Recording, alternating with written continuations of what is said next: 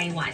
Bahagya rin palalakasan ng LPA yung hanging habagat kaya may tsansa pa rin ng mga pag-ulan sa ilang bahagi po ng ating bansa. Pero kumpara nitong mga nakalipas na araw, mas mababawasan na po yung mga pag-ulan.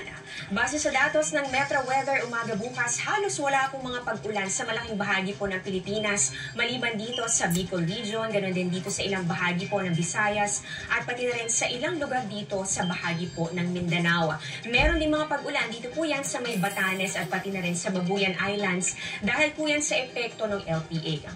Sa hapon naman, may mga kalat-kalat na ulan na po dito sa Cagayan Valley, Cordillera, ganoon din po dito sa ilang bahagi ng Visayas. Habang dito naman sa Mindanao, mas maraming lugar na po ang makakaranas sa mga pag-ulan at merong mga malalakas sa pag-ulan kapag may thunderstorms. Dito naman sa Metro Manila, kumpara po nitong mga nakalipas na araw, bahagya pong bumaba na ang tsansa ng malawakan o yung mga mayak-mayang mga pag-ulan. Kaya dito po sa mapa, halos wala po tayong makita na kulay. Ibig sabihin po yan, mababa na po yung tsansa na magkaroon ng mga pangmatagalang mga pag-ulan. Sabi naman ng Pag-asa, posible pong sa weekend ay maging maaliwalas na po ang panahon sa halos buong bansa kumpara po nitong mga nakaraang araw. May tsansa kasing magkaroon ng tinatawag na monsoon break o yung pansamantala pong paghina ng habagat at yung epekto po nito medyo mawawala po dito sa atin.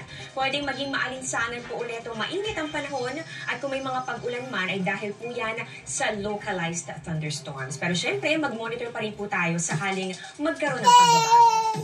Yan ang latest sa lagay ng ating panahon. Ako po si Amor La Rosa para sa GMA Integrated News Weather Center. Maasahan anuman ang panahon.